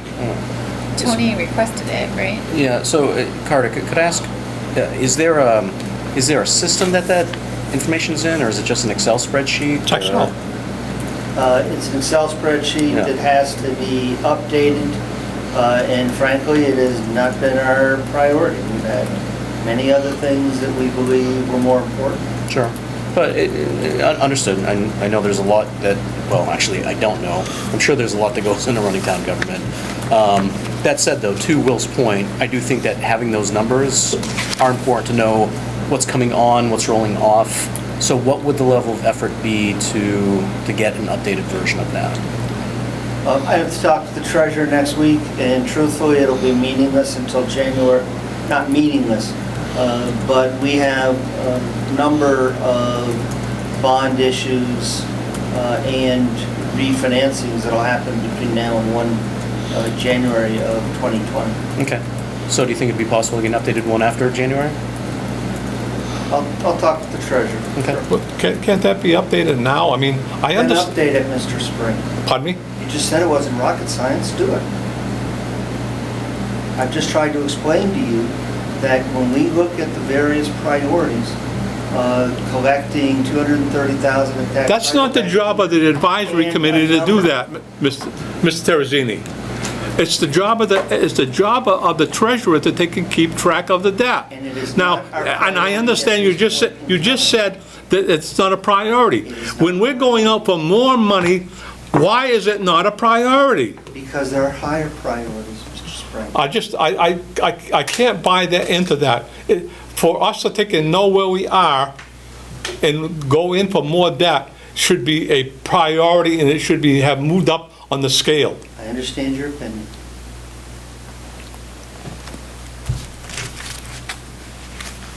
Okay. Any other discussion on this topic? All right, any other old items before we go on to new items? Yes. If I may, I don't know if it's old, new, it wasn't specifically It's okay. listed, it's school related. I would like to share with the board several dates. In September, the select board made a commitment that it would consult with the community and with the advisory committee about whatever cuts before it made any final votes. Now, these dates assume we have a budget by August 31. We're certainly hopeful, I think all of us, that that can happen.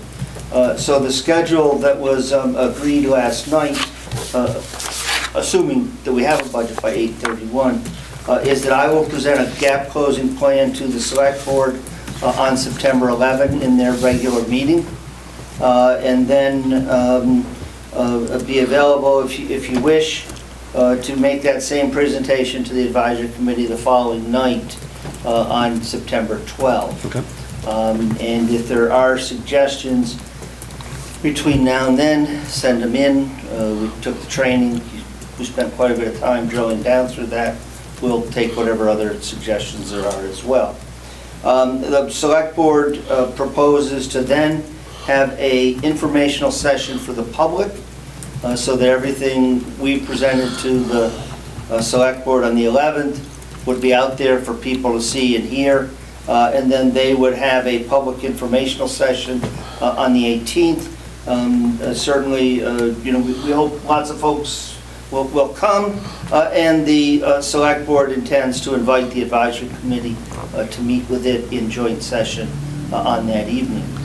At the end of that evening, the select board would hopefully be in a position to give me some sense of direction if something's like no way, or there's an alternate suggestion they want me to explore, such that it could be acted upon by the select board at their meeting of September 25.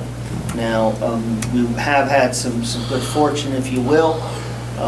We have a police officer slot that is open at present. And so we're not filling that. We've had, the fire chief has made his reductions. Unfortunately, it has caused one of the firefighters to leave us out of concerns about a loss of pay and financial stability. We have a vacancy at highway, which we have not filled. So in terms of, yes, we're getting deeper into the year with the proactive steps of highway, police, fire. We're actually not going to be in horrible shape, even if it goes, I mean, we'll have to make all those cuts, but we won't have to go deeper just because we burnt through cash. And we had a resignation at the Council on Aging, which has also kind of addressed what was there. So we would ask you, one, if you're interested in having that presentation on the 12th, which I believe is your regular meeting night, and then if you would like to join the selectmen at that public informational session of the 18th in joint meeting. Okay. So that was, we did similar things, the Board of Selectmen in 13.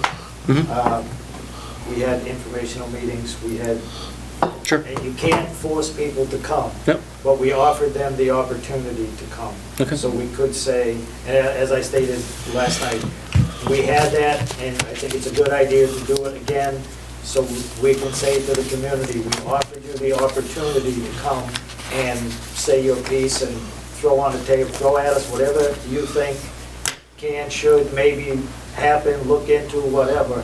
You can't make them come. Yep. But we owe them, I think, the opportunity. And we did similar thing in 13, so it's, we'll see what happens. Providing information. And if something absolutely. unexpected that the select board deems is worthy of exploration comes up on the 18th, we might not make that 25th decision point, depending upon how much research time it takes. Yeah. But this would hopefully get us to a final budget series of cuts by October 1. Now, if things don't go as planned next week, does that all get blown up essentially, or? Well, I think you'll get to a budget. I mean, if the meeting can't agree on a number and the moderator needs to adjourn it to another night, we still have another 10 days to, and even if it becomes the 4th of September or something, I'm in pretty decent shape to keep pace on it because we had one plan that kind of backs into that $19.5 million budget. And we have another plan out there that does, no one likes it. I don't think I've ever proposed a budget cuts that people actually all agree on and like. But we do have a plan. Whatever one thinks of the plans, we have them. So even if we're in the run-up to, September 4 or September 5, as long as I can get the packet out to the board by the 5th or the 6th of September, I think we can stay on schedule. Okay. And I do believe you will have a school district budget. When did you finally reach it last time, Joe? We did it it happened at the meeting. Yeah. The August 20th or 22nd. We're on the 21st, and it's either, we're like within, it was Days. either the day after or the day before that we had. There's no going back and forth. Once the district meeting agrees a number, that's the number. There's no recertification, there's no revisiting. That is the number once the district meeting settles one. If we leave without one, then we're gonna do this again, and pretty soon we'll have the 20th next to us, and we'll be the 21st. Yes. And we'll be, Yeah. I mean, if you leave without a number that night, it's because you have adjourned to a date certain. Okay. All right. So If there's no agreement on that, my understanding is it can go to another meeting to force them to recertify on another number? Generally not. Generally, if the district can't come to a decision, and I've never seen this happen, and it dissolves the meeting itself, then yes, the school district has to post another meeting and go through it again. But it's up to the meeting to say, we've been here 3 nights, we can't get to a number, I'm tired. I've been here 72 hours. Somebody makes a motion to dissolve the meeting, and then the school committee has to call another meeting. But if the meeting gets to a number, that's it. It's the end of the discussion. Even if it's a lower number than they're proposing now, don't they have to recertify that again? That's not my understanding. The and statute. the clock is also ticking on December 1. So- Right, I understand that. That's why I said, my understanding was that if something lower came in other words, 6.9, and we ended up having something that... We will confirm that for you, or correct. If I'm not correct, we'll get that Yeah, correct. because I always thought that if they come on with something less than what they're coming in for, and it's agreed upon at the meeting, that they have to go recertify that, and if they don't recertify that, the clock starts I again? believe the only time that they have to recertify to have another joint meeting is if there's nothing agreed upon at this meeting. If the meeting dissolves without the statute resolution. and don't, but I believe that the last time I reread it, probably up there with, I don't know, I might be ahead of Bob, but maybe tied with I think you are. reading it. If you leave with that number, Yep. that's the number. That's it? That is our understanding, and we will confirm that for you in the next day or two. Thank you. Okay, appreciate that. So the meeting agrees to it, we're Yep, got it. All right, so the 12th is actually an off week for us. I certainly have no problem being here for that. I don't Or you're know. welcome to come to the select board meeting the 11th. if Yeah, you'd or like. we can, so... Instead of having a one item, Yeah. So I don't know how people I want to... thought you were kind of following the selectmen, I guess that was the pattern. Yeah, no, that's okay. We do the 1st and the 3rd, and... Because there are 5 Thursdays in August. Yeah. So based off of that, do we want to talk about whether or not we meet on the 12th? Do people just want to agree that they'll go on the 11th? I'm perfectly fine with whatever people want to do. And if we agree that we want to come on the 12th, I don't know if we need a motion for that or not. We can just email to you, you can view it on YouTube if you want. What that won't do Yeah. is give you an opportunity to ask any Ask questions, Right. sure. Yeah. But I don't think, based upon the relatively few alternative suggestions I've received so far, I'm not anticipating any huge swings from the 2 packages that we've put forth Sure. Yeah. so far. I'm comfortable, go ahead. No, I was just saying, I'm comfortable attending the Board of Selectmen meeting on the 11th, just so it's not repetitive in nature and it's all getting done at once. I don't know if that's what you were gonna I say. would concur with Deb's statement 100%. That Okay. I think that way there we all get the same information. Okay. I'm certainly good with that. Anyone else have thoughts on that? Okay, so, we'll just, obviously, we don't need to do anything, just. We don't need to make a Okay. motion. Right? No, I don't think so. And I don't know, well, yeah, let's just leave it at that. So we'll attend on the 11th, and I think we'll be good there, so. Now, what about the 18th? Are you interested in participating in a the joint public informational session with the select board on the 18th? We are anticipating that at the end of that meeting, we'll be close to resolution. Not well, we think there's a bunch more we should look at. If there is things to be looking at, we've been looking at them since February 25. But it is our hope that we will perhaps, no, you've been looking at them too, so you never mind yourself. We are hopeful that at the end of that public informational meeting, the board will make some final comments, and it'll either be, here's a list of things we want you to monetize so we can better make some decisions. Here's some things that are absolutely off the list. Figure out another way and see us next Wednesday. I'm fine with attending. Yeah, I think we should absolutely make effort to be there the 18th as well. Yep.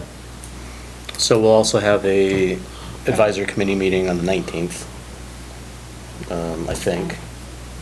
Although I guess we can discuss that next meeting, so.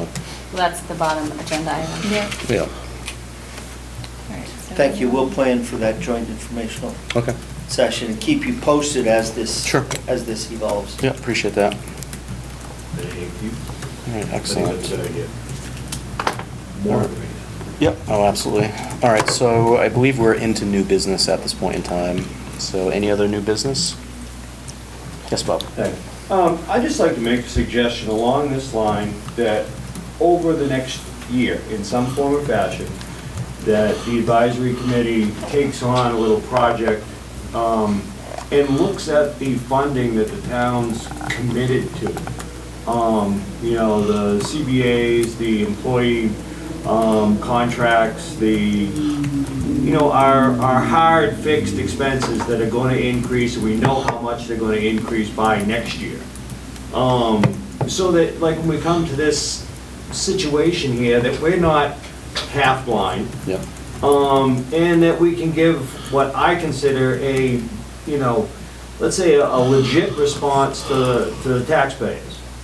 Because,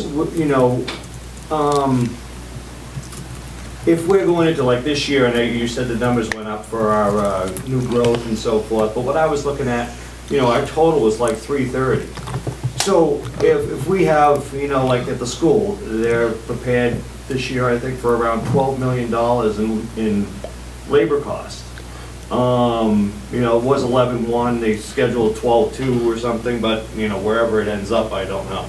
The town sits at a number that's, in the millions of dollars. Phillipston sits in a number that's in millions of dollars.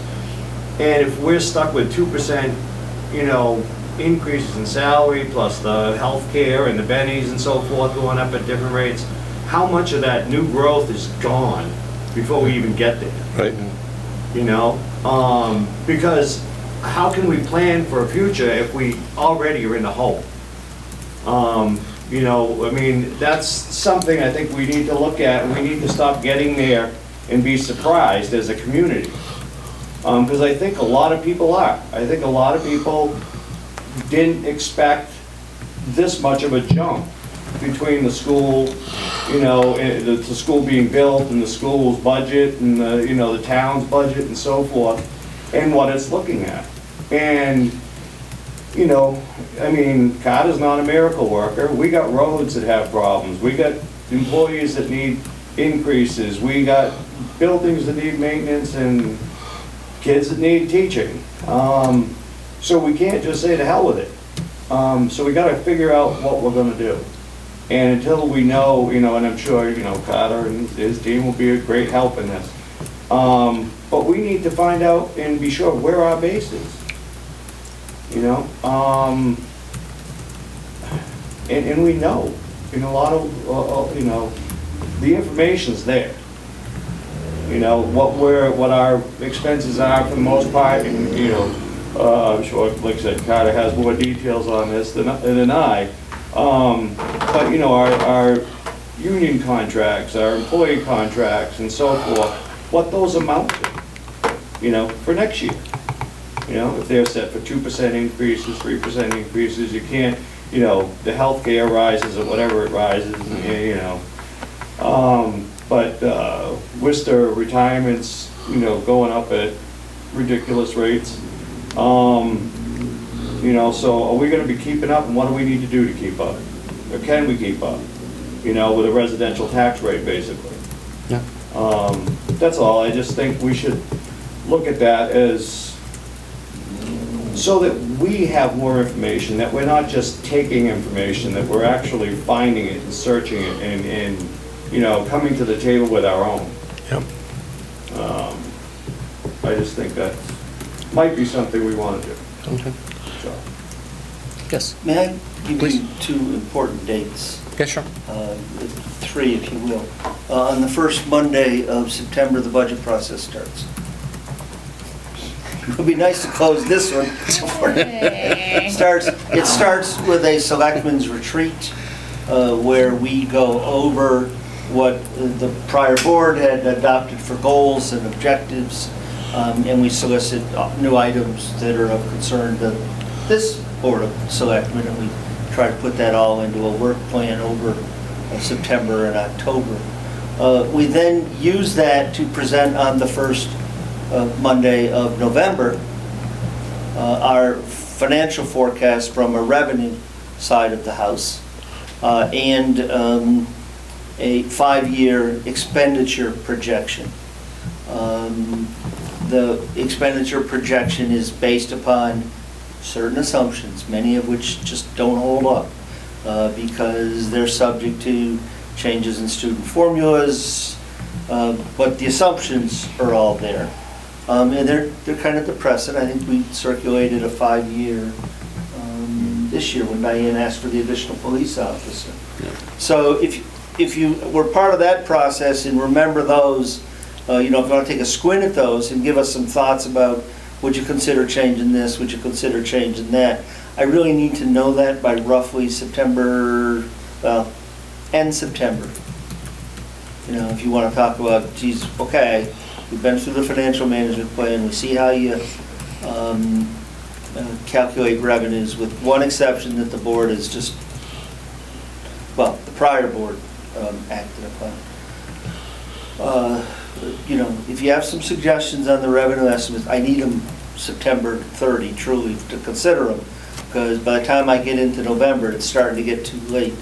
And if you can dust off the 5-year projection that we did, again, it's a quick and dirty. We're open to suggestions on that.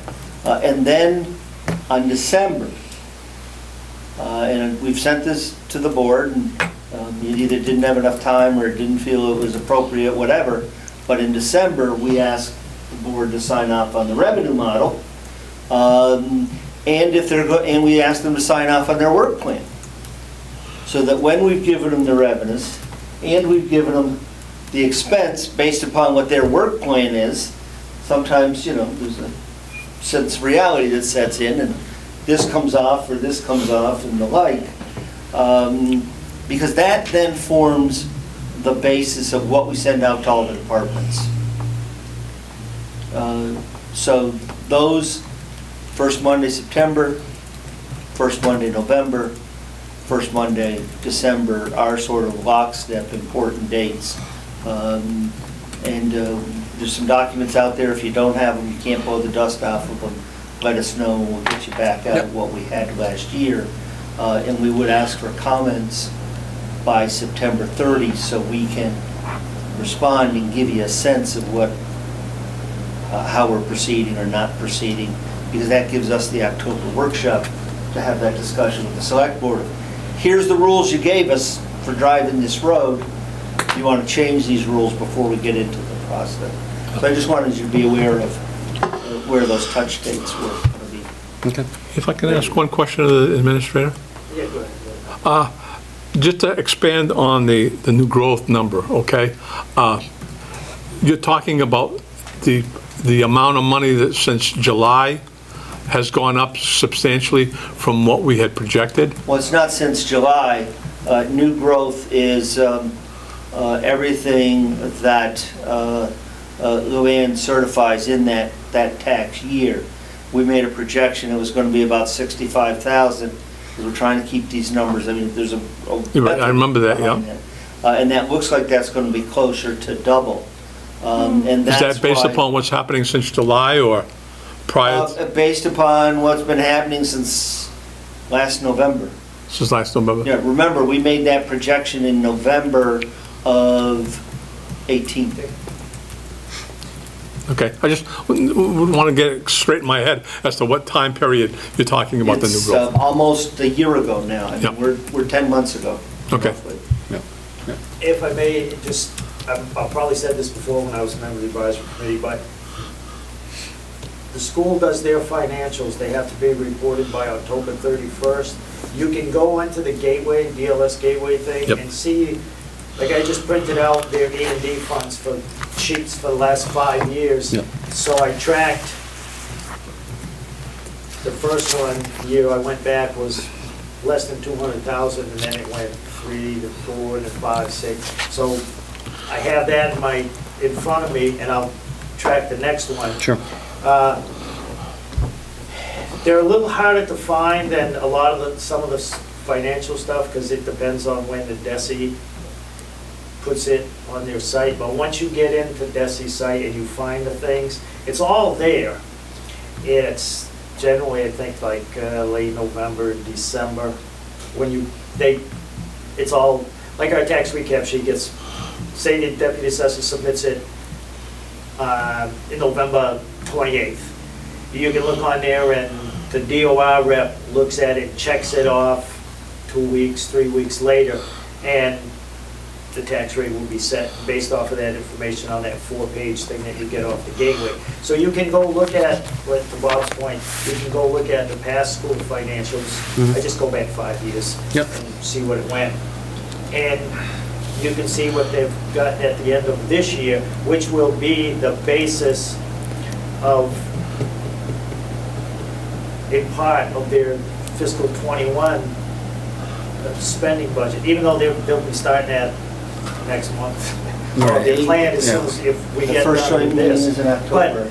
And again, you might have heard the superintendent say, well, it's 2 years in there. Fiscally, it is 2 years, but it's usually just, it's less than a year behind, because what they put forth for 20 is based off of October 18. Yep. And this year, 19, they have to do their stuff, same as the town, Schedule A, balance sheet, and then you do the tax recap. They got to do the same thing by October 31st. So you can track their past expenses and get an idea of, like, let's say back in 2014, they were here, and in 15 they did this, in 16 and 17 and 18, so I can make the assumption that in 21, it's probably gonna go, this much, Right. it's an assumption, but, or an estimate, but at least it gives you a picture, an idea to say, better get ready for either, a little red wagon full, or better break out the Conestoga covered wagon, because Sure. to me, it just gives you an idea of it. Like I said, their E&D money, it went from 100-something thousand, and it just, what's the reasonings for that? Are they doing a real good job with expenses? They have school choice revolving, this, that coming in. I didn't delve into the reasons, I just wanted to see what they have been accumulating versus what they've been using to budget off of. To Carter's previous point, what happens if it goes down? Sure. It's like using free cash. If you don't have it, you've been spending, budgeting off of it, and all of a sudden it disappears.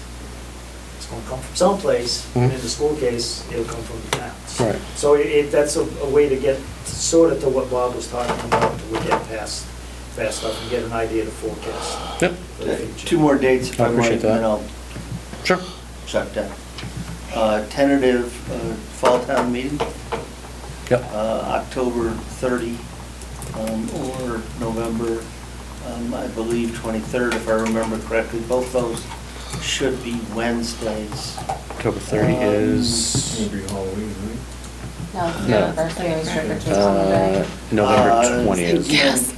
Board hasn't said it, we haven't opened up the warrant, but in terms of looking at the zoning issues, having free cash certified, making sure we get it done, like Jeff said, we're gonna wait November so we can get those tax bills out on time. Yep. That's looking like the window right now. Okay, The survey of the citizenry said Wednesday nights were their preferred nights for meetings, so those are the two that are bye weeks, if you will, for the board, where they don't have regular business meetings. okay.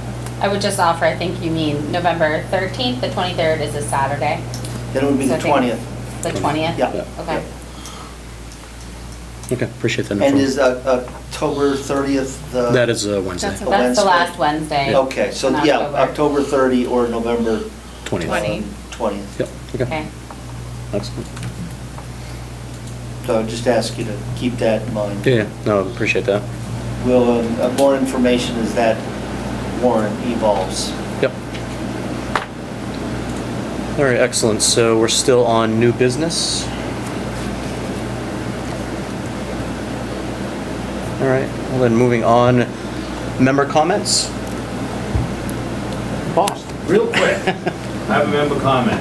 Sure. Mr. Steve Castle, wherever you are. Basically, I just wanted to say that I think it would be very nice if we could get the BOS meetings and the school committee meetings up on TCTV early. Because as in tonight and as in the last advisory committee meeting, it would be advantageous if we had the option, could watch the selectmen meeting before we had our meeting. Yes. So we're not redundant. And so we're not talking past each other. Because we did that last week. Just a thought. For the most part, I get it up as fast as I can. Yeah. And thank you for that. Yeah, no, you do a great job. Yeah. Just, I'm yeah. not saying. All right. Any other member comments? All right, so last agenda item, next meeting. So we do have the ability to do the 29th of August. So that'll be 3 meetings in the month of August, if that's what people want to do.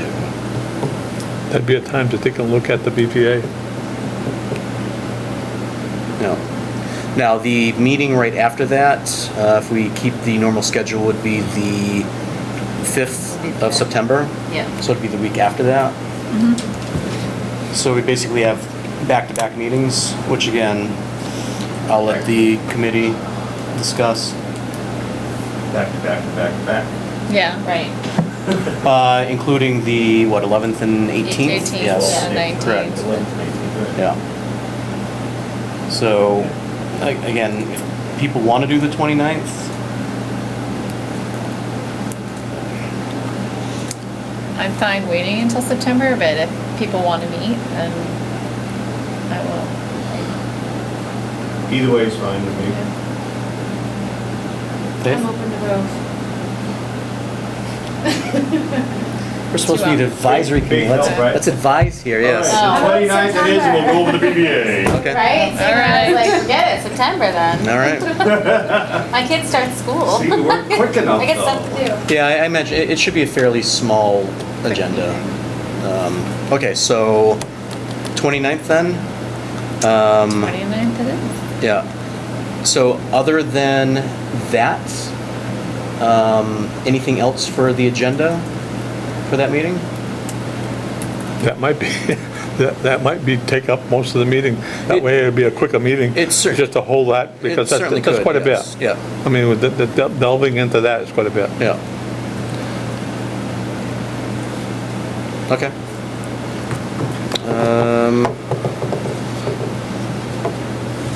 And with that, unless there's any other discussion, I'll entertain a motion to adjourn. So move. All right, Second. everyone in favor? Bye. Aye. Anyone against? Great meeting, everyone.